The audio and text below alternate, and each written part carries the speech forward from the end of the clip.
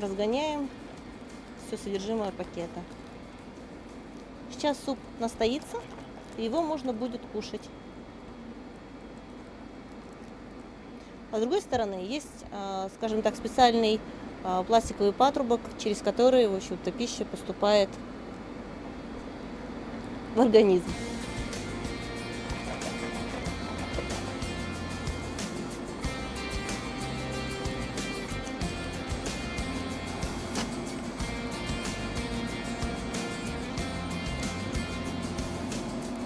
Вот, например, так выглядит чай. Пакет и чайный пакетик внутри.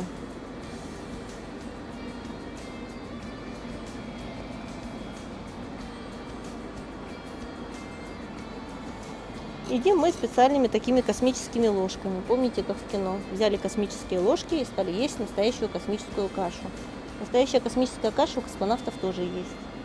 И вот такие вот ложки специальные с длинной, с более удлиненной второй частью.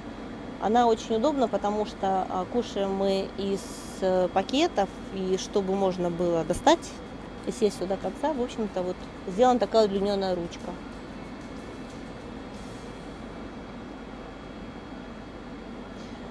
А чуть дальше вы видите мою каюту. В общем-то, очень многих интересует, а как же космонавты спят в невесомости. Я вам сейчас немного покажу и расскажу. В каюте располагается специальный спальник. Этот спальник вот на таких вот веревочках крепится к стене. В спальнике есть сменная часть, в общем-то, которую мы можем поменять. Такая специальная вставка.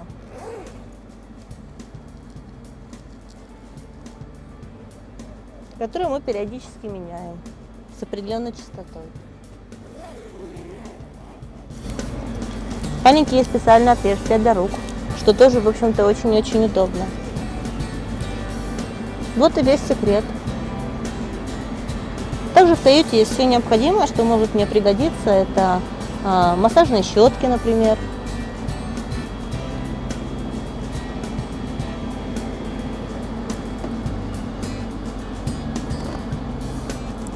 И такие вот книги, которые мы можем почитать перед сном.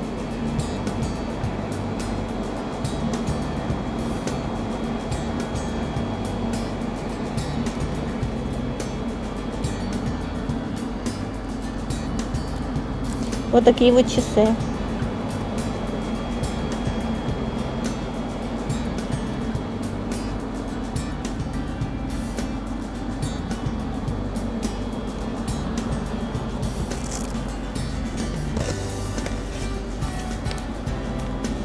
Здесь же мы храним наши специальные тетради для записи, где мы можем делать какие-то свои пометки, свои записи, свои воспоминания, ощущения, впечатления, в общем-то. Например, когда мы прилетели на станцию, мои первые ощущения были, в общем-то, совершенно незабываемые, потому что я ощутила полнейший восторг, когда сюда попала. Невесомость – это нечто потрясающее, когда вы можете вот так оторваться, взлететь, и это непередаваемое чувство.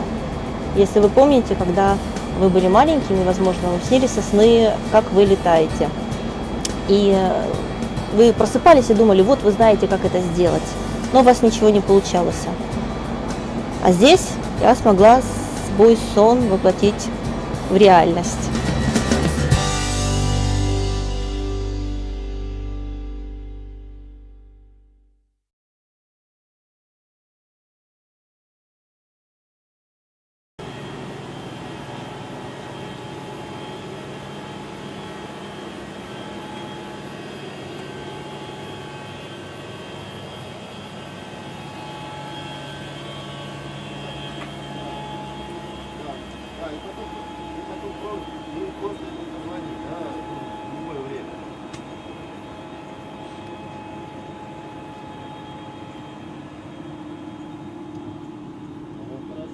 Hey, sup, dog?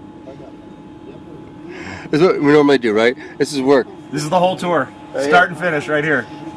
I'm on my computer.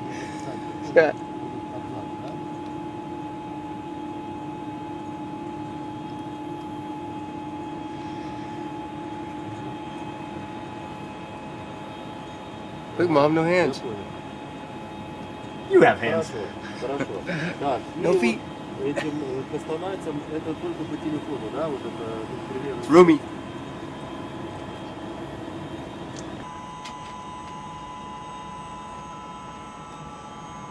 All right.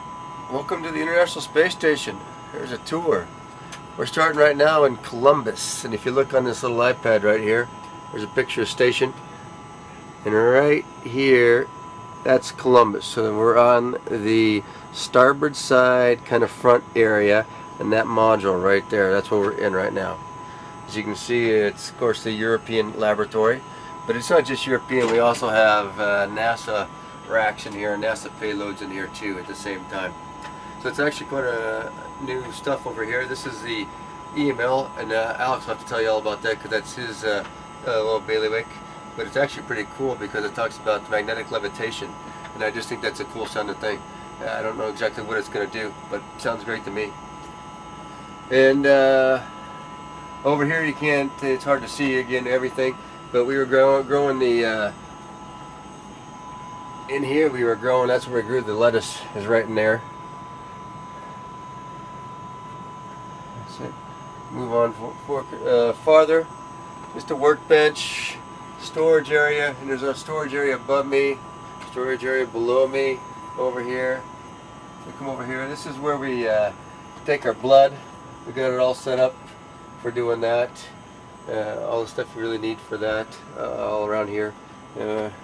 That's a pretty easy task. We do that, and then we have a centrifuge we can put the blood into to help process it. And then after we do that for 30 minutes, we freeze it, get all cold, and then we ship it to ground. And hopefully they can tell us something about it from when we get there. Again, more storage over here, and also the ultrasound we hook up right here. We do ultrasounds of all sorts of parts of our body. Make sure we're still doing okay.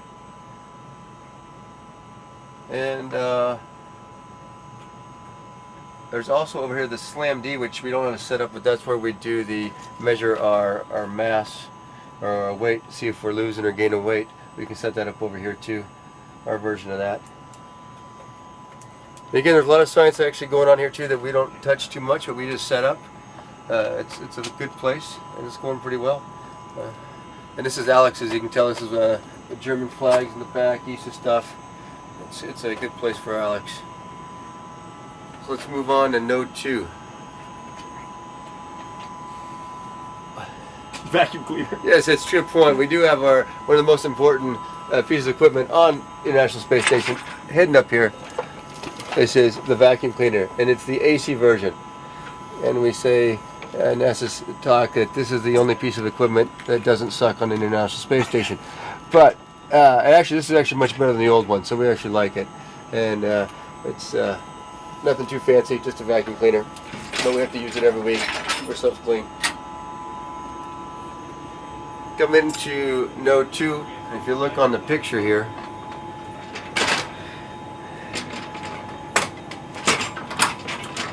Node 2 is this section right here. It's this front little piece that fits on the station. So it's actually where the shuttle used to front, and this black part is where the shuttle used to dock to. And so right now, there's nothing of course is docking to that, but we're in this area right after there. It's called Node 2. And so if you look out here, this is where the shuttle actually docked, is right through that hatch right that way. And there's still a device or a module called PMA-2 out there. And when we get a visiting vehicle such as a Cygnus or a SpaceX, we berth it down here on the nadir side, the lower side. So we'll open that hatch and we have that there. And again, so that's again the idea of being a node. It has multiple spots to attach to. So you have all 4 sections here around, and the one out the front, and actually one behind us. So it has actually 6 places to dock other modules too up here. Besides that, it's really our a workbench area and our living quarters in Node 2. So you come this way. Actually, you'll see over here another one of our workbenches. We'll usually keep both workbenches here and here. At this time, we have one in the Columbus module. At this time, just because Alex is working on a special project there. And then if you go back, you'll see now it's coming into view the 4 crew quarters around here. So we have 4 of us. This one's mine over here. We have Alec, and we have Tonto, and we have Alex.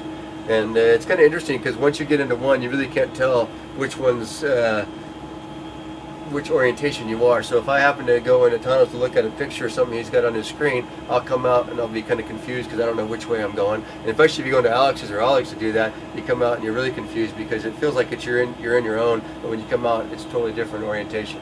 But if you're looking here, these aren't too big at all. You can take a quick look in here. I'll jump in here real quick.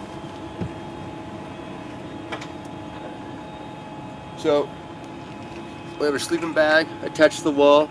The way I like to do it is I just have it attached here at one point and one point up here, so I can put my feet right up here when I'm sleeping, and I kind of do it in a sense of this position, like this, and I'm kind of curled up a little bit in the semi on my side sleeping position, which I like to do back on Earth, and it kind of works out pretty well. It gives me that same feeling, almost, but it works well for me. And then when you wake up in the morning, the first thing you see is your laptops. I got one that connects to the internet, which works like 50% of the time, and then I got another one that does our LAN up here, which gives us our schedule, all the other information, our email, everything we need to do to work up here. That's what that one is. And we also have an iPad, as you can see, and that's also up there, and that's again for all sorts of work or for watching movies or something like that on. That's what it's good for. Again, though, it's actually not a bad setup. I know it's small, but really it works out well. We don't really need much more room up here. So let's now move on to the lab. If again you look on here, so what we're doing right now is we're heading towards the back, towards the aft. We were in the very front, in the middle, and now we're going down this long path on the back. And the first one we come to is a lab. And you see on the back, on top of the lab I should say, at the very aft part, is this big structure over here. It's called this truss. Sorry. And on the truss we have the solar arrays. And so we can't, of course, that's all on the outside, and we only get out there doing a spacewalk. But so that's kind of how this is set up, though, so you can see where we are. So here's the lab here. We're going to head into the lab. This is the U.S. lab.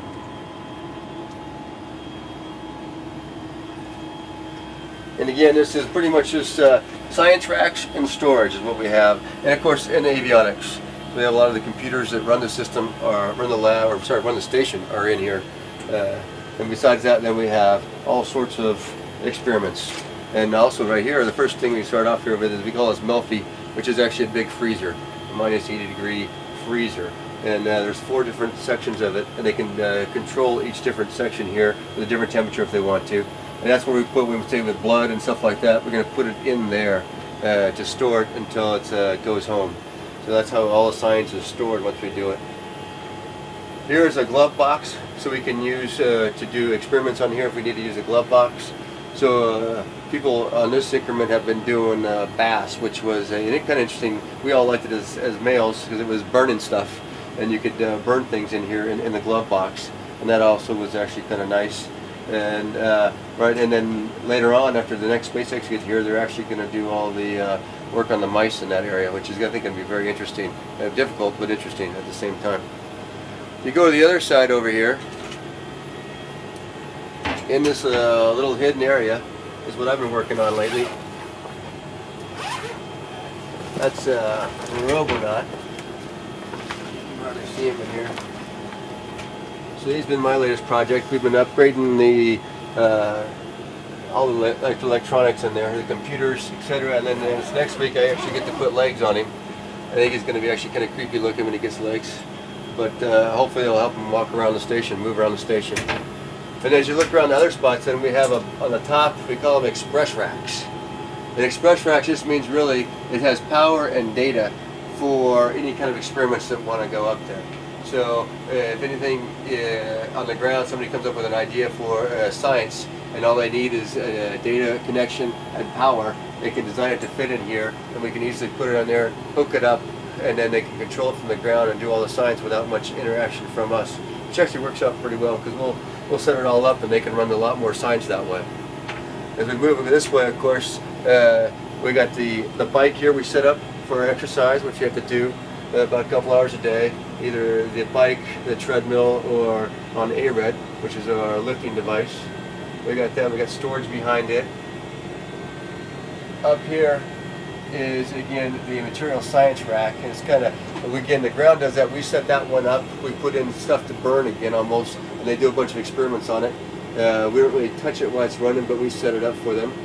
It's kind of like what's over here too. This is another combustion rack, and again we'll set this all up for them, put in the fluids, the fuels, the igniters, all that stuff, set it all up, close it up, and then they run it from the ground.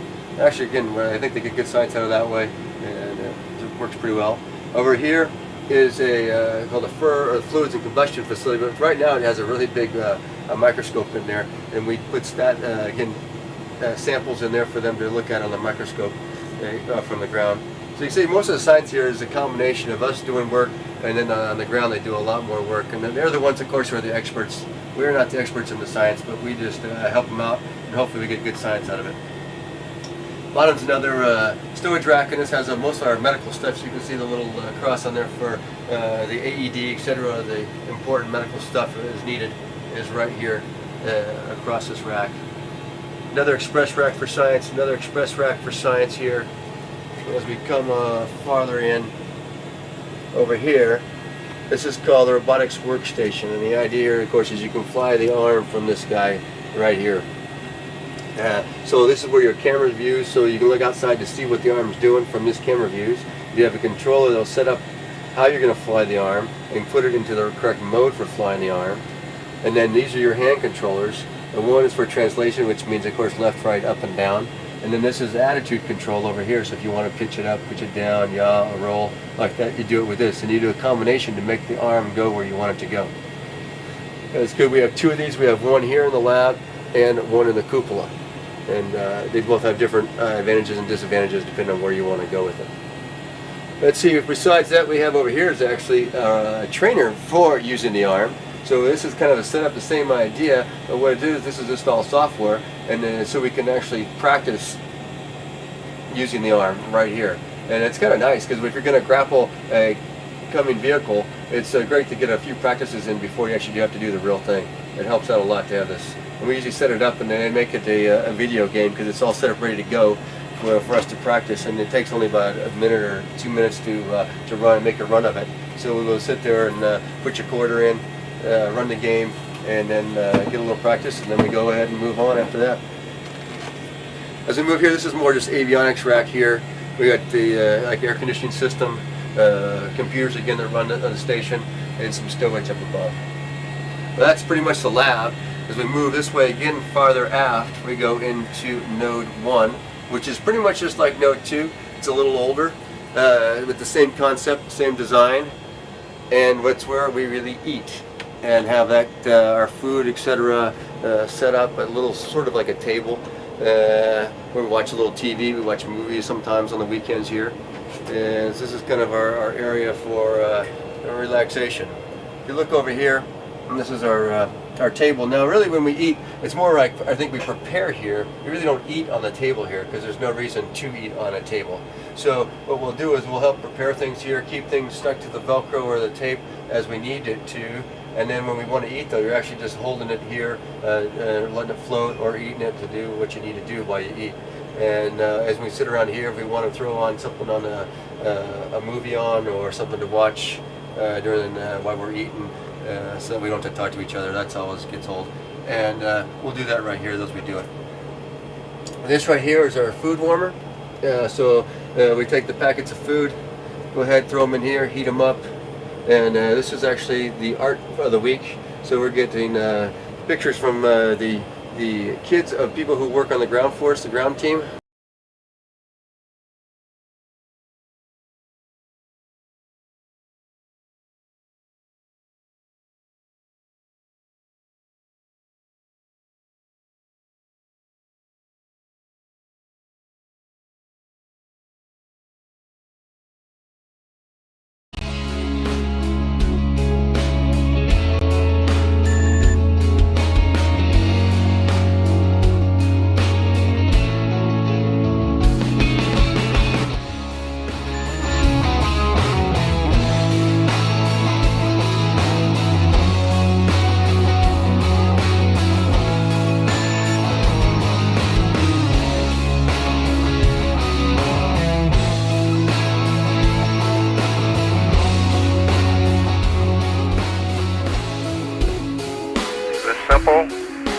emitting light, goes through the optic nerve, up into the brain, and we can literally track these well into the brain.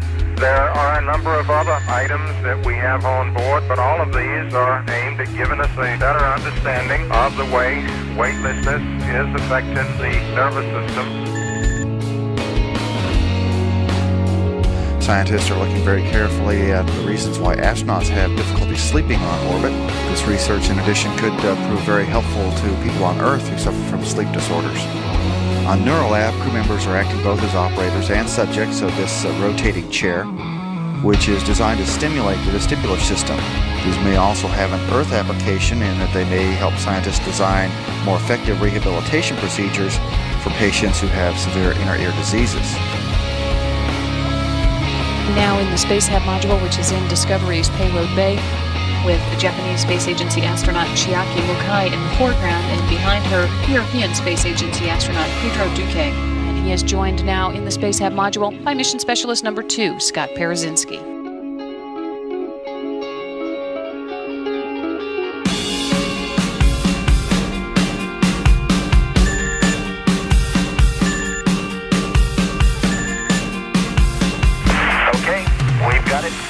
We're in the process of putting in the FSF.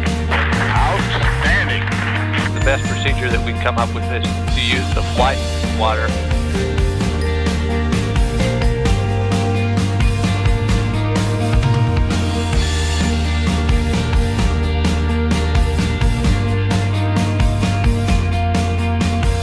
Okay, I got my little grubby hand.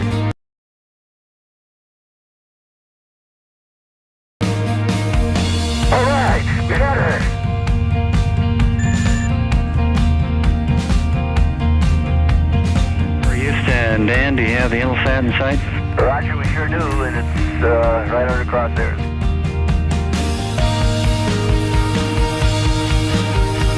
All got a good grip? Yes, sir.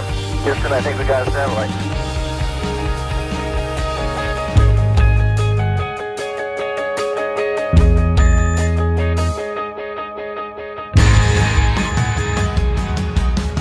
Atlantis Houston, we show vestibule pressurization complete. Please coordinate with the Mir crew for the leak check.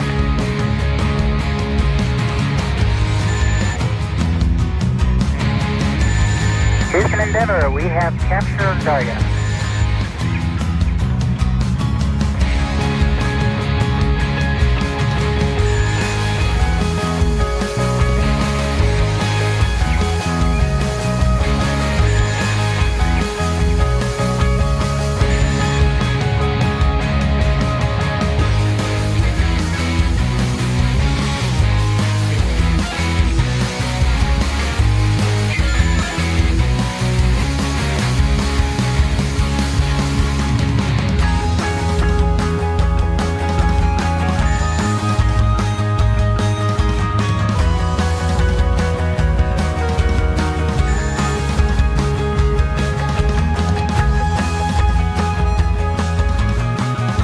The maneuver that I was supposed to say, yeehaw!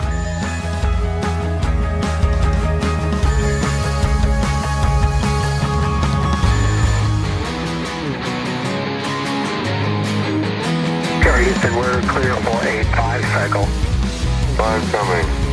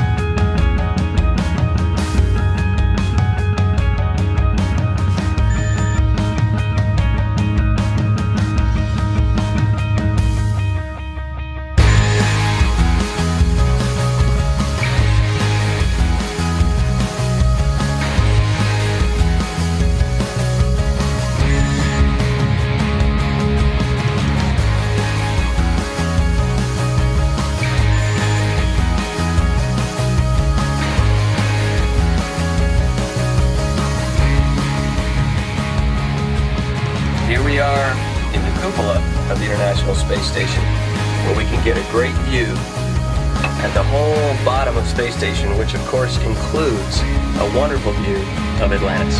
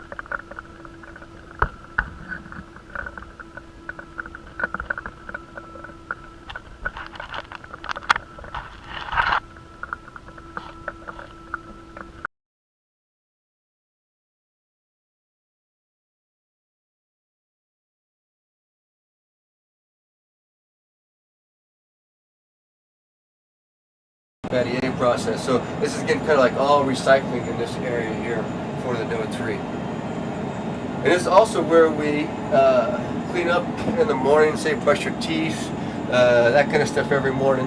So we have right here is our, what I guess you'd call it your hygiene equipment, but basically anything like that, it's basically your toiletries. If you look at it that way. So pull this open and it has pretty much everything you need all in one. Your toothbrush, your toothpaste, you have an electric razor and you have a standard razor. So I usually use like the standard razor maybe twice a week, and then I'm lazy on the other mornings and I'll use electric razor. And when we take to clean the electric razor every week, we'll take the vacuum as we vacuum this place up. We'll vacuum out the electric razors, that way we don't get to make a mess out of them. Got a little no rinse shampoo. This is the shaving cream. It needs a little water to go with it. Overall though, you have everything you need, and it actually works out pretty well. It's really not, it's camping. If you're okay with camping, then it's not a big deal up here. It's pretty good. If we come over this way, you can see this is where we do our lifting right here, and it actually it's upside down, so if I want to lift, I'm actually working on it this way. So this is so basically this is the bar we have right here. We can set the weights by moving this, and all this really is two cylinders that are at vacuum up here. We sucked all the air out of them. So as you pull these cylinders out, it pulls against the vacuum, causing resistance. And when you change the weight, you're really just changing the mechanical arm on these cylinders to make it either make the pull harder or more easier, depending on what you want to do with it. And that can change the weight you're actually lifting.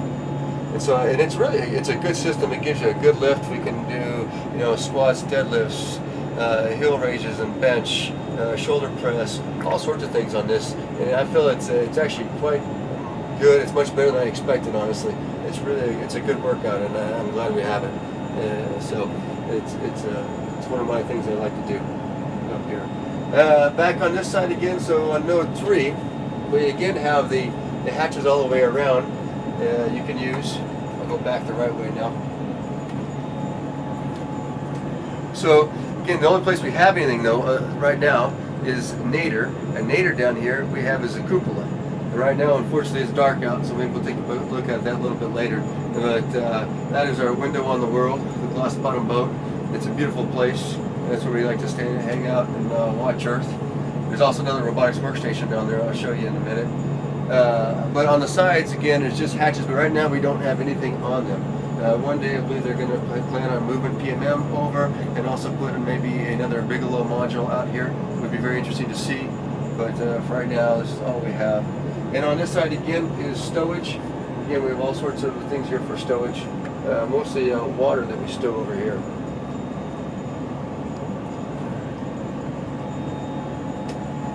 All right.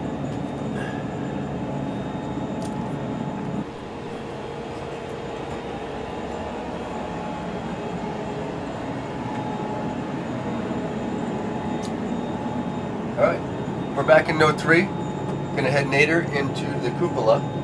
Got some sunlight now.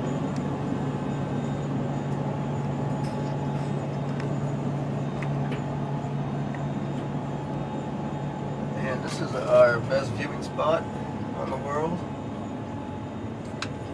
Come on in. Try to get out of the way.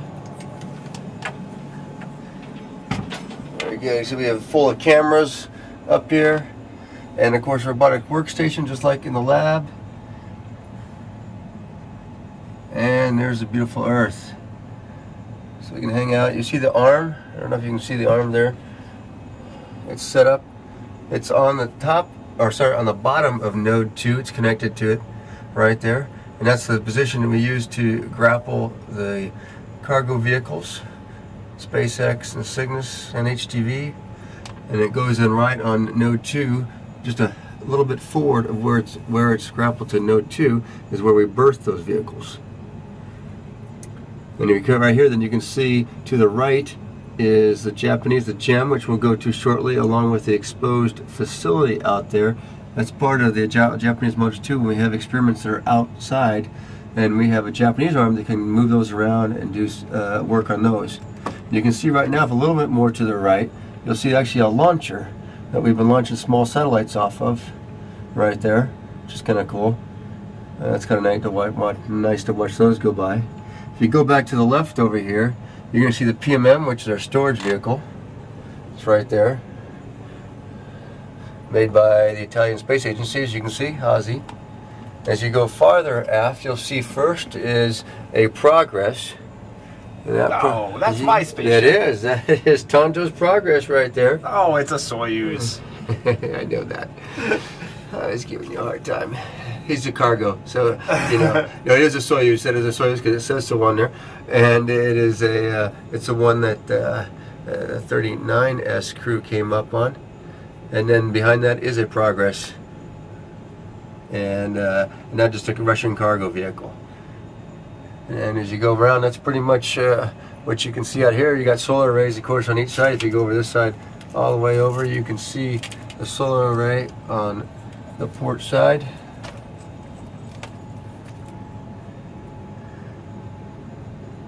Gives you kind of view what it is like from outside out here on the station. But this is the best part out here, though, is looking down at Earth. We try to do that as much as possible. Unfortunately, we don't get near as much time as we'd like. They make us do work. Let's go on back. What we're going to head to the gym because we missed that at the beginning. So we'll head there. And then that we finish up the USOS segment.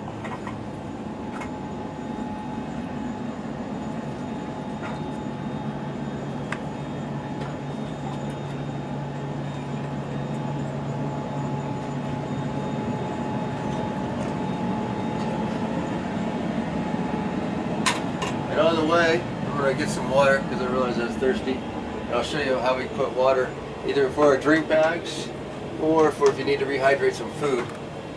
We have a place we get water. It's either just kind of room temperature water or it's hot water.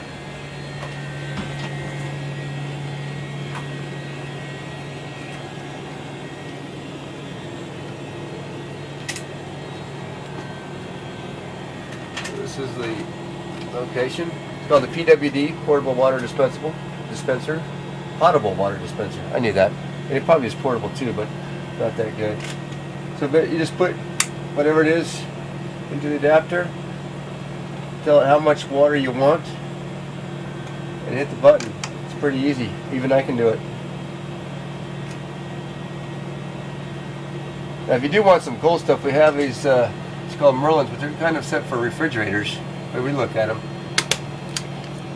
And we have stuff in there. Our main sauce right there is sriracha. And we live off of that, at least I do. That makes everything taste better. When it's done, it fills up.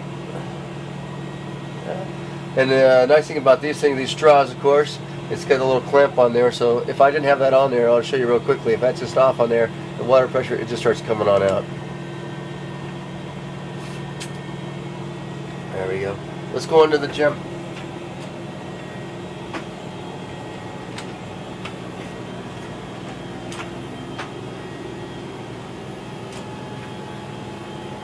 I'm going back, actually right now, back to Note 2. See?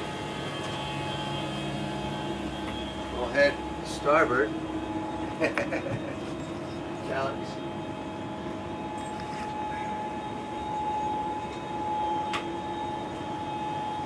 Starboard or port, either one. Either port. It's actually port. I was backwards. I was going backwards. I was going the wrong way. All right. So it's actually on the port side, the front port side of Note 2. Japanese module. This is their laboratory. And again, it's like the Columbus in the sense it has half Japanese and half U.S. equipment in here. Also for stowage. Many different racks. Again, we have a Melfi on this side over here, which is the big freezers go to minus 80 degrees for our science. It's very good.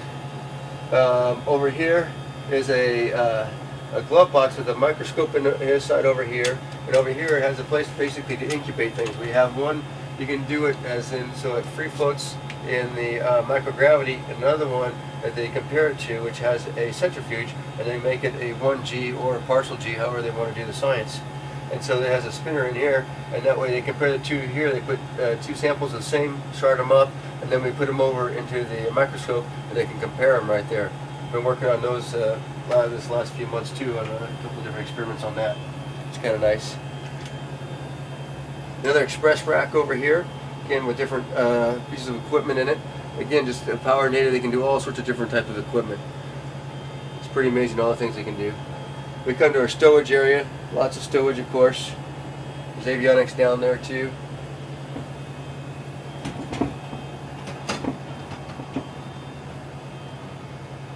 Again, crystallization observatory, there's all sorts of science around here. And I haven't even got to play with this one, the fluids physics experiment facility. I haven't got to play with this one yet.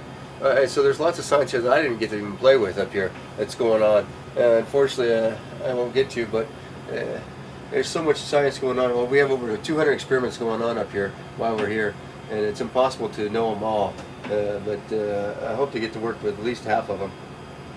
We continue on, we go for more and more. And this is the area we also do spheres, which we like to do. So it's set up in this little area here. There's beacons that set up around here that the spheres, these little satellites, which I'll show you here real quickly, we can control these things through software, and they actually stay in this area, and they have navigation and control with them, and they can do all sorts of different kind of science with them.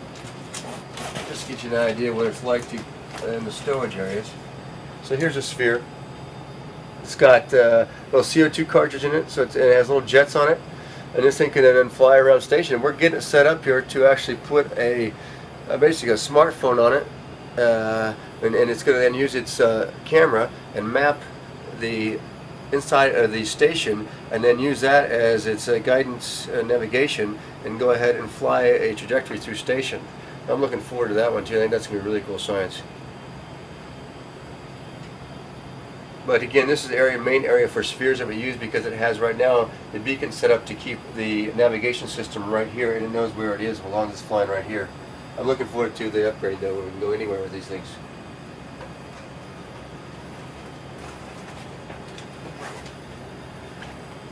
As we go on, again, this is the robotics workstation for the Japanese arm. You probably saw that out the cupola window. Again, it is mostly though controlled by the ground, and they do a good job. But the big thing about the Japanese arm, it can go over here to the airlock, which we put equipment on, so that launcher that was on the arm was actually inside. Alex prepped it up, got it all ready, put it on a slide table that's on this airlock that comes out here with this door open. We put the slide table into the middle, close this door, depress the airlock, and then open the outer door. The slide table moves out, and then the arm grabs whatever we put on it with it, and then in this case it was a launcher, and sticks it up in space and launches off the little satellites. Earlier this mission I did a camera for the arm. I did the same thing and put it on the table and set it out there, and the arm picked it up and moved it to the Canadian arm, which put it on itself. It's kind of all interesting, but this is a big handy little thing to have here, this airlock in the gem. And we do have a couple windows though over here. We don't keep open much, but you can see the exposed facility if you open these windows up. Of course it's nighttime right now, but right out there is the exposed facility. Unfortunately, you're not going to be able to see too much, I don't think so. You can try Tondo, but I think they're going to get reflection is all they're going to see. Yep. But Yep, just reflection of the airlock. all right, that is exposed facility out there with payloads on it. And again, if we need to, we can bring those payloads in through the airlock, do some work on them.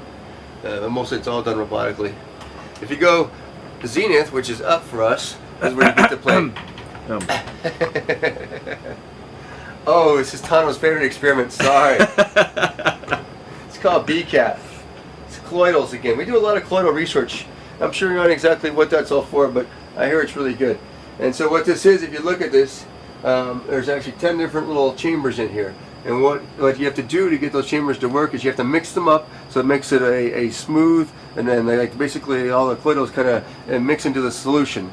And then it sits over time, and they all form, the crystals are formed together, and they can do a lot of science about these things and how they form and why they form and all that. And at the same time, to measure that or to analyze it, this camera will take a picture of it once every 2 hours. And then, so you do it for almost 2 weeks it runs for. It's running right now. It's running right now, and that's why we have the little tape up here. It's not that this is an accident scene. It's actually, we're not supposed to get in there and touch it. All right, thanks, Swanee. Now you can continue. Now I can continue. That was BCAT. If we go up, which is the fun thing to do, this is actually called the JLP, and it is a Japanese logistics basically module, and it's a storage area for Japanese equipment and U.S. equipment too. And it's really actually quite nice in here. It's one of the quietest places on station. But it has good storage, nice place to be. And our little, if you can't look out the cupola and you want to see Earth, you can come in here and get your little view of Earth. And then these are actually kind of interesting. If you notice this right here, we call this a bungee jail. And what we do is we can put things behind these bungees and it stays up there. We don't have to really keep them contained or strapped in. They're contained in the bungee jail. We'll do that for different objects in different places. It works quite well and easy to use. Where's your bag with all the metal in it? Is that still up here? No, it's gone. Yeah, that would be a good thing to show, but we moved that thing. It has basically a bag big full of metal that makes some nice chime sounds. If we just had some wind to blow the chimes, it'd be really great.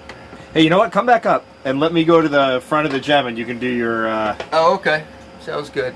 I'll show you the dismount out The of JLP dismount. Yes, exactly. Just remember you got an SSU down here. Thank you. You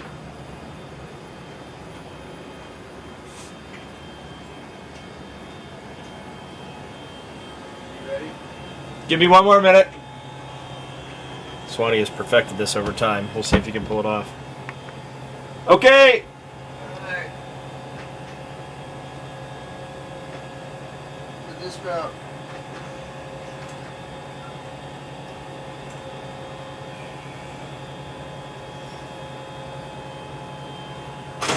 Ah, he missed it. That was still pretty good. Well done, sir. Didn't stick the landing. But that's the JLP dismount we like to do when we come out of the JLP.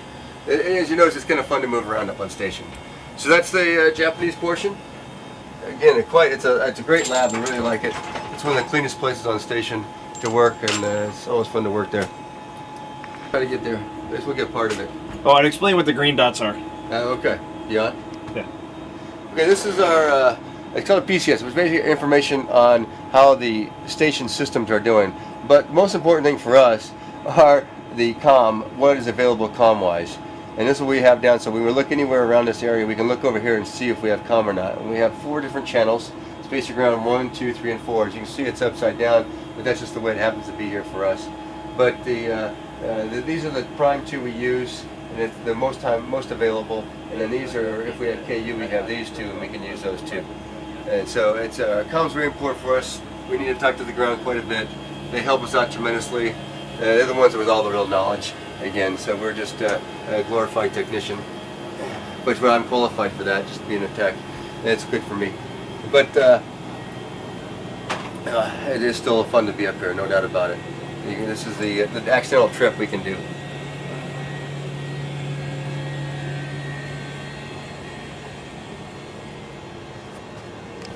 So now we're in node 1 again, where we have our dinner, etc., our place to eat.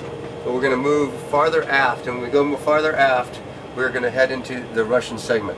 And you'll see a change. You'll notice, of course, how I guess the size of this and the sides and the way this U.S. side is built. It's quite a bit difference when you go into the Russian segment. I'm going to try to do this backwards. Yes. Now I was trying to go backwards, which is going to be a little difficult for him. We'll see how this turns out. First, you notice we're going through another PMA, which gets quite a bit smaller. We use this for stowage of our main items that we need on a daily basis, kind of like towels, etc., that we get. That's all stowed right in this area. We can grab them when we need them. So this is the first kind of, I would call, a node area for the Russian segment. It's the FGB GA. And so what it is, we can continue that way, which goes back into the FGB and into the service module, or we can go nadir and down into the mini research module number 1. And this is also a little interesting aspect of it. Again, it gets really narrowed down in here for a module.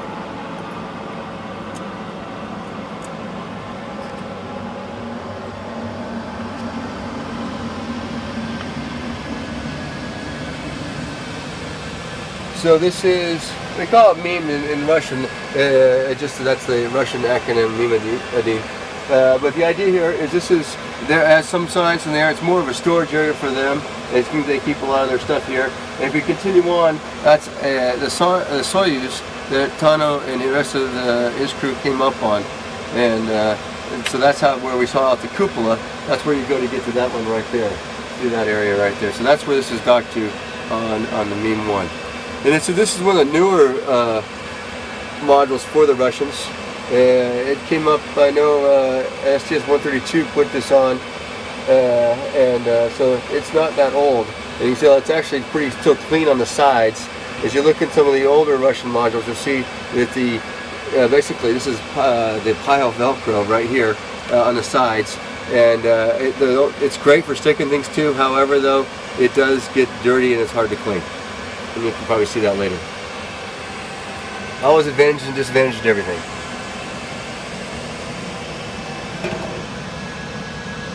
So now we'll head into the main part of the FGB.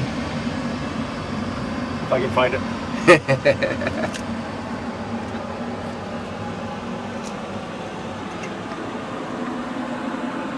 as you can see, these are the hatches that they use on the Russian side. And it's set up in a way, basically, because there's usually, when a Russian module comes, it's got a docking probe on it. It goes into these things and it latches onto. And so that's what you have to have a room for the docking probe to go into these things. So they kind of have this set up on it.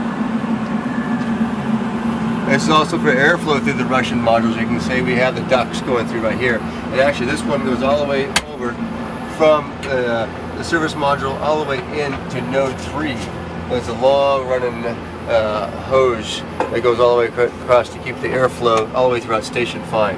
Now you can see in the FGB, this is actually where the Russians have their hygiene station, where they clean themselves up. They got their mirror, they got all their stuff right here, so this is where they do it. And we move back again. This is mostly, the FGB is all about storage. It has a bunch of US and Russian storage in here. So behind all these panels there is some equipment, but mostly storage. The containers here are all food. This is how the Russian food comes up in these containers. And this is their spare food that their food they're going to use later on.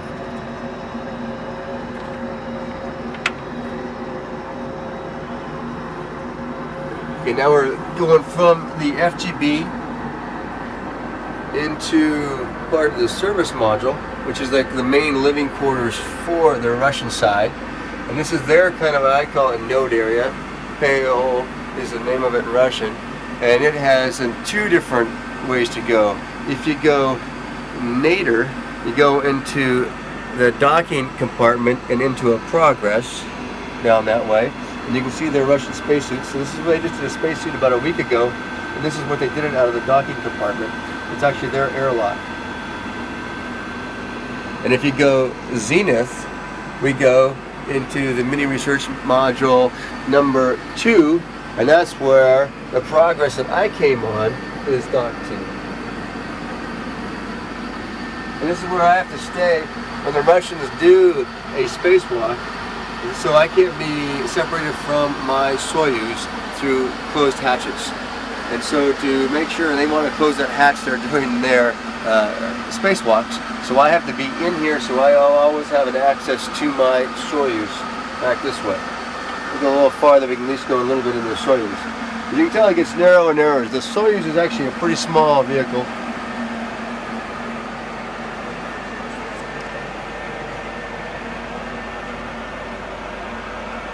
This is the roomy part of a Soyuz. And it's right here, and it's called the BO, which is basically a living compartment. And so this is where you can actually, there's a little bathroom there, container, you have a little bit of room here, but this is our spacesuits, and this is all the room we really have for a living module. And on the way up here, we unfortunately had to do the 2-day version to get to station versus the 6-hour version. And so we stayed basically in this size, 3 of us, for 2 days. And that was a little cozy. But we made it. That's the best part. It's done. Overall, though, you can see there's not much in this area. These are our launch and entry suits that we use. Are pressurized suits. And we can see real quickly. I bet you we can jump into, I can turn a light on and jump into that Soyuz real quick.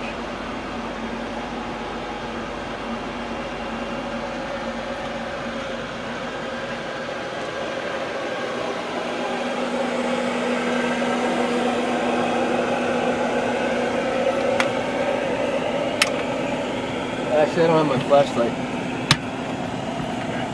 I don't have my flashlight with me to find the switch.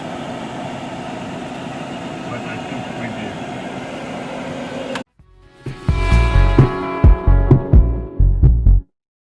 Ok, bonjour à tous, Thomas Pesquet, astronaute de l'Agence spatiale européenne. Je termine en ce moment ma mission de 6 mois à bord de la station spatiale dans laquelle je me trouve en ce moment. Et je voulais vous la faire visiter. Donc on va essayer de vous faire découvrir toute la station dans un petit tour en vidéo. Et évidemment, on va commencer ici dans le laboratoire Columbus, qui est la maison de l'Europe dans l'espace. Et derrière moi, c'est vrai que j'ai fait flotter mon drapeau français, mais c'est un laboratoire européen où on fait de la physiologie, recherche en physiologie. Là-bas, on a une machine à ultrasons. Ici, au fond, c'est là où on fait des prises de sang. Laboratoire de biologie, la lumière rose que vous voyez peut-être ici. C'est des expériences sur les plantes, où on fait pousser des plantes. Donc ici, comme vous le voyez, on utilise toutes les surfaces pour faire de la recherche. On va maintenant se diriger vers le laboratoire japonais. tout doucement, qui se trouve derrière nous. Alors ici, on est à l'avant de la station spatiale. La station spatiale vole dans ce sens-là. On est à l'avant, ici à droite, et on va se diriger vers le laboratoire japonais à l'avant à gauche. Suivez-moi.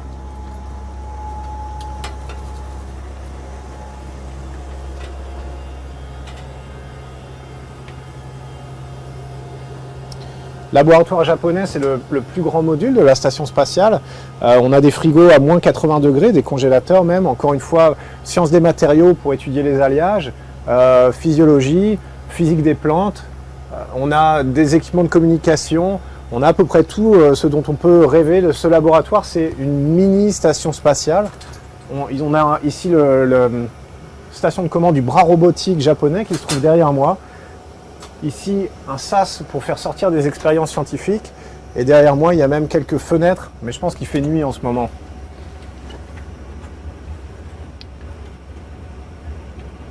Et c'est la nuit pour l'instant dans l'espace, mais dans 1h30, il fera jour. Peut-être quand on reviendra.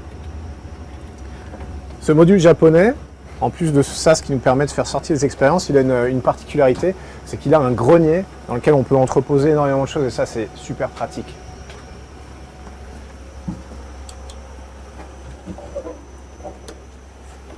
Donc, comme tous les greniers, il n'est pas extrêmement bien rangé, mais il nous permet vraiment d'occuper toute la place. Et c'est les Japonais sont les seuls qui ont pensé à ça initialement, qui ont un module juste pour le stockage. On va maintenant reprendre la visite.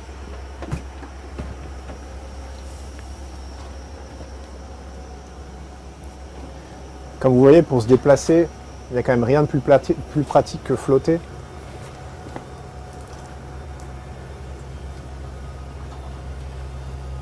Donc ici, on est toujours à l'avant de la station, mais à l'avant à gauche. Et maintenant, on va descendre vers l'arrière de la station et je vais essayer de vous montrer tous les modules.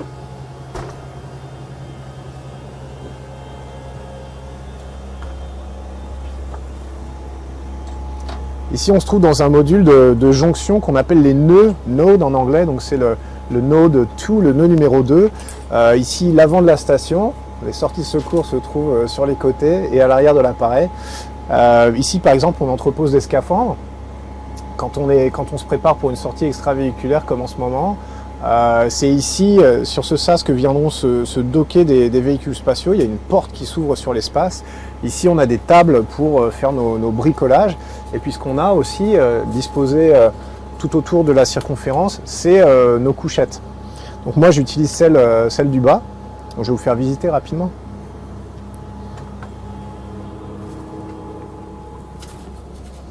Donc il n'y a pas énormément de place, mais c'est suffisant. On a nos ordinateurs qui nous servent à envoyer des emails à la famille, à communiquer et puis surtout à travailler, à suivre nos procédures. Le sac de couchage qui est accroché au mur, donc on dort accroché au mur. Et puis des petits objets personnels, des dessins, des photos que mes amis et ma famille m'ont envoyés, les habits de rechange, tout le nécessaire. C'est comme une petite cabine d'un voyage en bateau qui durerait 6 mois. Voilà. On va reprendre Donc on en a 4. On a ici aussi ici c'est nos affaires personnelles, c'est notre vestiaire, c'est là où on range nos habits. Et le matin ou le soir en rentrant, il ne faut pas se tromper, il ne faut pas se désorienter. Si on rentre à l'envers par exemple, on ne va pas dans celle du bas parce que sinon évidemment on se trompe. Ici on arrive dans le cœur de la station, c'est le laboratoire américain, on dit simplement le lab. Ici, on a une boîte à gants gigantesque dans laquelle on fait des expériences sur les cellules souches, encore des réfrigérateurs, des incubateurs. Ici, on a notre vélo d'appartement sur lequel on fait du sport, 2h30 de sport par jour pour se maintenir en bonne santé. Ici, ce sont des racks isolés en vibration du reste de la station. On fait de la recherche sur les matériaux. Ici aussi, un fourneau en fait pour fusionner des matériaux. Notre distributeur d'eau. Ici, à ma gauche, une station de pilotage du bras robotique.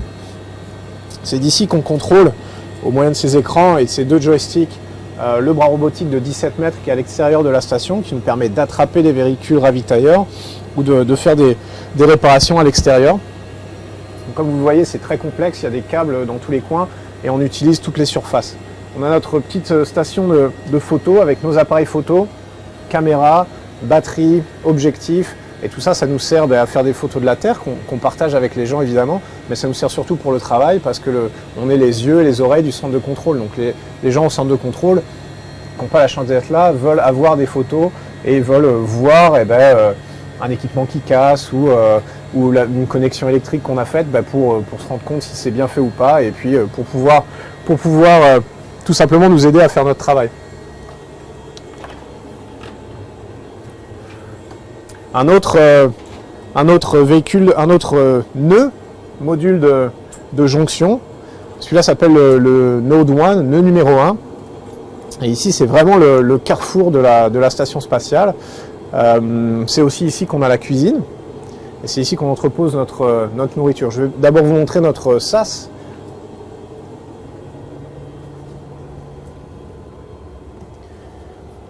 C'est derrière moi par une porte qui se trouve sur la partie basse de ce petit module, qui pour l'instant sert à entreposer des équipements, qu'on sort dans l'espace.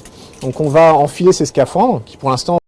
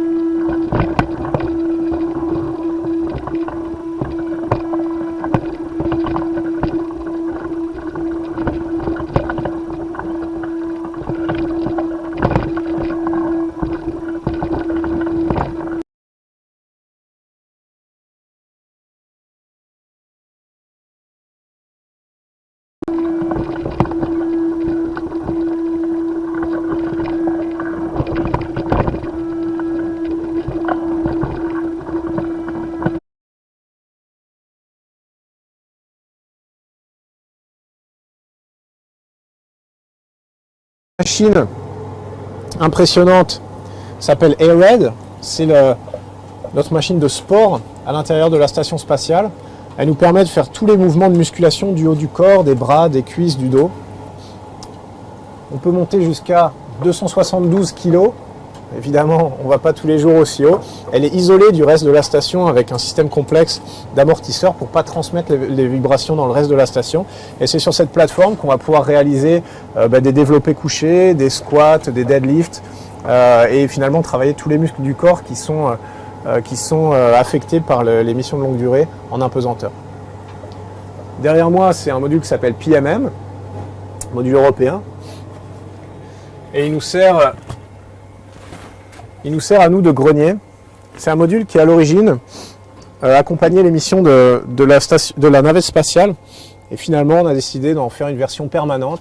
Et il nous sert essentiellement à entreposer tous les équipements, la nourriture, les habits et toutes les choses dont on va avoir besoin pour réaliser notre mission. Donc c'est ici qu'on vient essentiellement chercher des choses. Parfois ça n'a pas l'air comme ça, mais c'est assez compliqué parce qu'encore une fois ça devient un véritable labyrinthe. C'est aussi là qu'on entrepose nos poubelles parce qu'on peut pas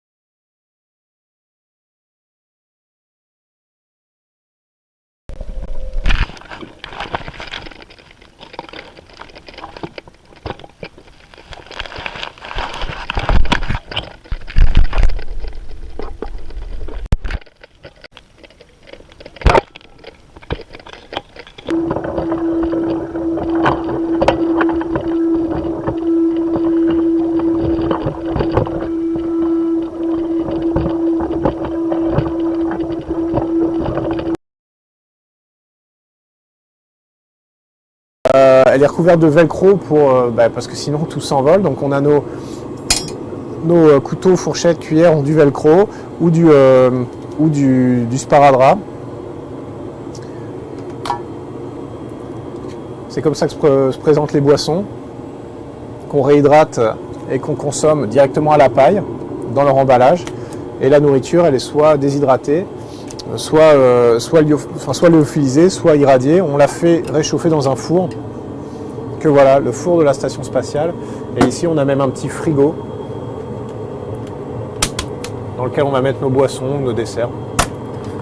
Comme vous voyez, il y a tout le confort moderne, assortiment de sauces, poivre, sel et autres.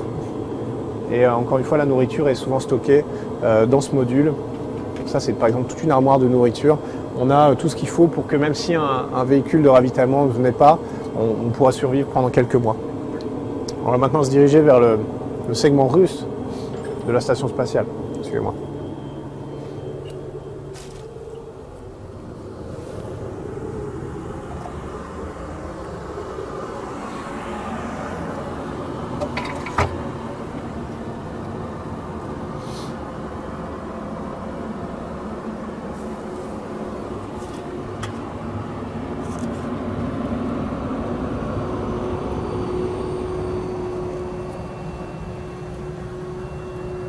Le segment russe a des modules un peu plus radio qui partent dans toutes les directions. Là en ce moment on descend vers le bas, vers la Terre. Et c'est là que se trouve mon véhicule Soyouz.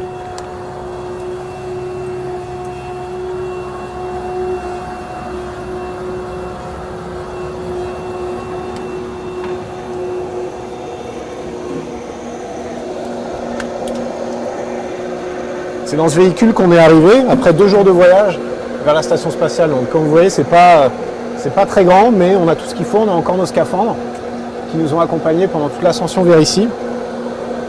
Et c'est dans cette partie ici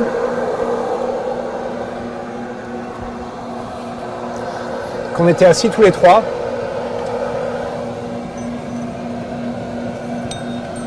Et c'est dans cette partie qui va nous ramener au sol en toute sécurité une fois qu'on aura fermé ce sas dans quelques semaines.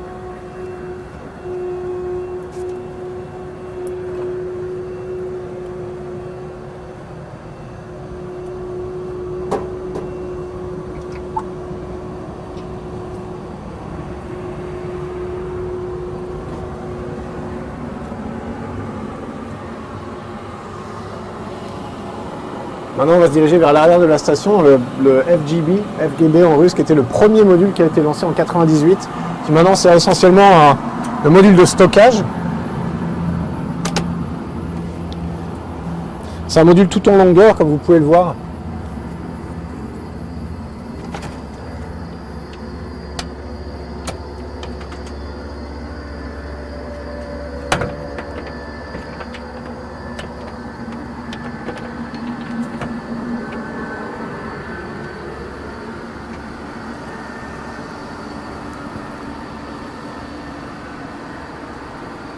Ici encore des modules symétriques qui partent vers le bas ou vers le haut.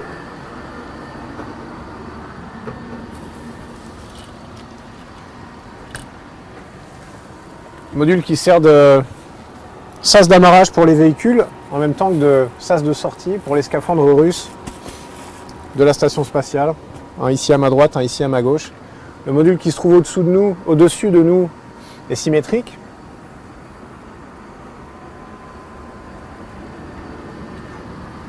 Pas se perdre dans la station spatiale.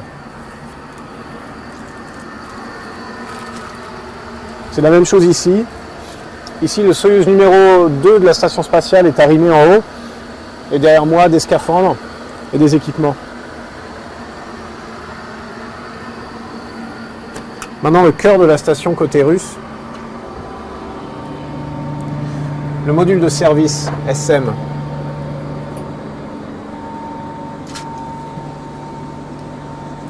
C'est ici que nos collègues russes ont la plupart de leurs équipements.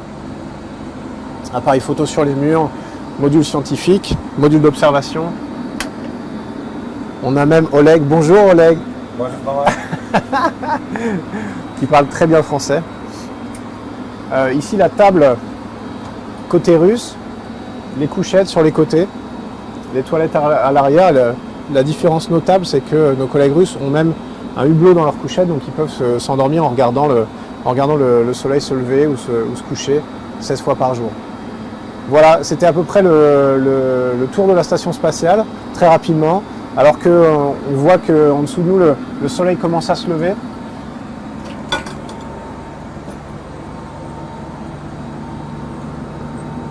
Illumine le cargo Progress.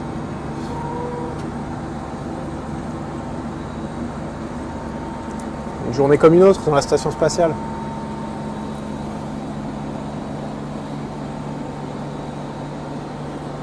Sûr ?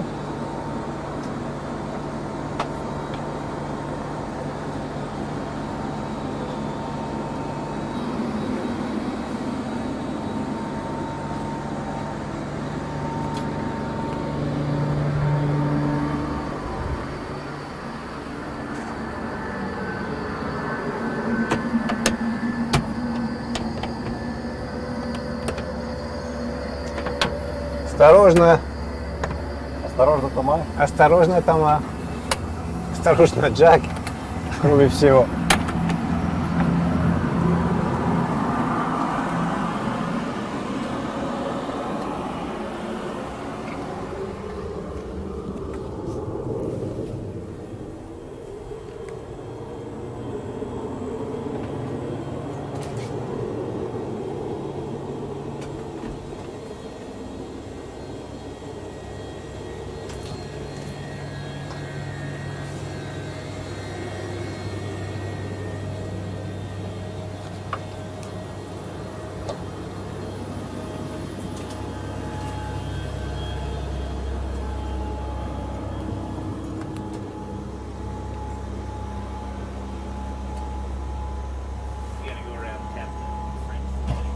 Yes.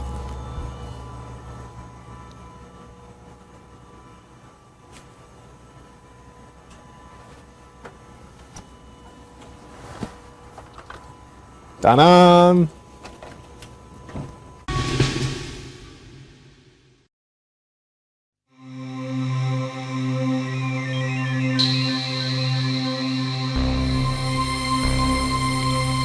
Привет, земляне! Вас приветствует экипаж 28-й экспедиции на МКС в составе командира экипажа Андрея Борисенко и борт-инженера Александра Самокутяева. И хочется вам сказать, что вы молодцы, что вы пришли в планетарий. Значит, у вас все-таки еще есть интерес к космосу и все, что с ним связано. Мы вас приглашаем. У нас на Международной космической станции тоже есть свой планетарий. Вот он.